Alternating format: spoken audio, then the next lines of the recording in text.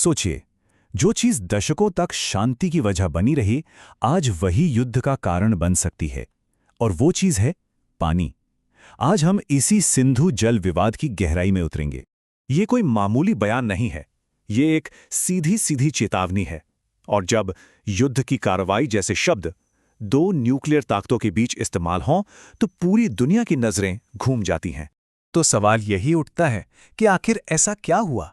एक संधि जो सहयोग की मिसाल थी, वो आज इतने बड़े टकराव की जड़ कैसे बन गई? चलिए इस पूरी कहानी की एक एक परत को खोलकर समझते हैं। तो चलिए सबसे पहले बात करते हैं उस ताज़ा संकट की जिसने इस पूरे मामले को फिर से सुर्खियों में ला खड़ा किया है। ये चेतावनी ठीक उस वक्त आई जब पाकिस्तान ने आरोप लगाया कि भारत एक तरह से चुपचाप उस संधि की जड़ों को खोखला कर रहा है, जो इस इलाके की स्थिरता के लिए बहुत ज़रूरी थी। पाकिस्तान के नज़रिए से देखें तो ये सिर्फ कोई डिप्लोमेटिक बात नहीं थी, ये पानी को एक हथियार की तरह इस्तेमाल करने जैसा था। अच्छा, अब इस पूरे संकट को ठीक से समझने के लिए थोड़ा सा इतिहास में पीछे चलना होगा और उस समझौते को देखना होगा जो इस सारे विवाद के बिल्कुल सेंटर में है। आप जानते हैं, कई दशकों तक ये संधि पानी के बंटवारे का एक, कह सकते हैं कि एक कामयाब मॉडल रही।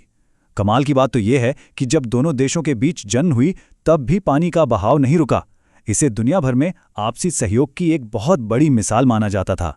पूरे 65 साल, मतलब 2 पीढ़ियों तक ये समझौता टिका रहा, स्थिरता का एक सिंबल बनकर। लेकिन फिर आया साल 2025 और सब कुछ बदल गया।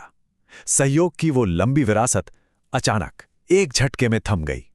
तो आखिर वो क्या हुआ जिसने इस तनाव को बिल्कुल ब्रेकिंग पॉइंट तक पहुंचा दिया? चलिए अब उस पर आते हैं। देखिए, हुआ ये कि पहलगांव में एक आतंकी हमला हुआ और उसके ठीक अगले ही दिन भारत ने संधि को सस्पेंड यानी कि स्थगित कर दिया। ये एक बहुत सीधी कार्यवाही थी, लेकिन पाकिस्तान ने इसे कैसे देखा? उनके लिए ये एक तरफा एक्शन था और अंतर्राष्ट्रीय कानून का एक बड़ा उल्लंघन। भारत के इस एक कदम ने मानो आरोपों का एक सिलसिला ही शुरू कर दिया। पाकिस्तान का एंगल ये था कि भारत सिर्फ संधि को सस्पेंड नहीं कर रहा है, बल्कि वो जानबूझकर एक्टिवली इसे तोड़ रहा है। और ये सिर्फ हवा में की गई बातें या पॉलिटिकल बयानबाजी नहीं थी। पाकिस्तान का तर्क एकदम साफ है। उनका कहना है कि ये जो काम हो रहे हैं, जैसे पानी से जुड़ा ज़रूरी डेटा शेयर ना करना या मिलकर निगरानी बंद कर देना, इन सब का ज़मीन पर, मतलब असल में बहुत सीधा और ख़तरनाक असर पड़ रहा है। सोचिए, डेटा न मिलने का मतलब क्या है? ये एक दोधारी तलवार जैसा है। अगर आपको पता ही नहीं कि नदी में कितना पानी आ रहा है, तो आप 2 चीज़ों के लिए पूरी तरह से अनप्रिपेयर्ड हो जाते हैं। या तो अचानक आने वाली भयानक बाढ़, या फिर फसलों को तबाह कर देने वाला सूखा। तो चलिए अब इस पॉलिटिकल और डिप्लोमेटिक खींचतान से थोड़ा हटकर इसके इंसानी पहलू पर नजर डालते हैं, क्योंकि असल असर तो लोगों पर पड़ता है। और यहीं पर आके ये पूरा मामला सिर्फ कानून और संधियों की किताबों से बाहर निकल आता है। अब ये बात लाखों लोगों की जिंदगी और उनकी रोजी रोटी पर आ गई है, जो कि एक सीधा खतरा है। बस एक पल के लिए सोचिए, कोई किसान है, उसने फसल बोने की पूरी तैयारी कर ली है और अचानक पानी की सप्लाई बंद हो जाए। बस यही अनिश्चितता, यही डर आज पाकिस्तान के पूरे एग्रीकल्चर सेक्टर पर मंडरा रहा है।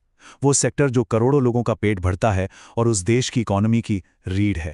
तो कुल मिलाकर कहानी ये है कि जो समझौता कभी अमन और सहयोग का एक बड़ा सिंबल हुआ करता था, आज वही इस पूरे इलाके में तनाव की एक बहुत बड़ी वजह बन गया है। और ये सब हमें एक बहुत ही गंभीर सवाल पर लाकर खड़ा कर देता है।